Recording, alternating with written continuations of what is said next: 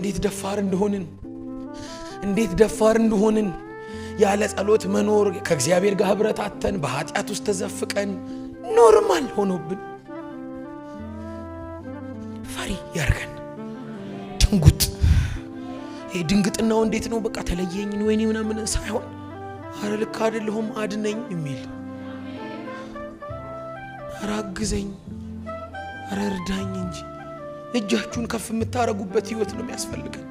አራግዘኝ ይሄው እጄን አረርዳኝ እየተበሸነፍኩ ነው።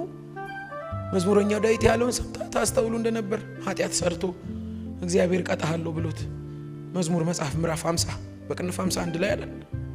አረኔ አንተን የበደልኩት ኃጢአቴ በፊትህ ነው እርጨኝና በጣበኝ እንጂ ከበረዶ ይልቅ ነጭ ሆናል። ከዛስ የቀናውን መንፈስ በልቤ አድስ የሽታ መንፈስ ፍጠርልኝ ከፊትህ አትጣለኝ ቅዱሱን መንፈስ ከኔ አትውሰድብኝ። ከዛስ የማዳንህን ደስታ ስጠኝ ደስ ይበለኝ ካንተ ጋር እንዳለው ይሰማኝ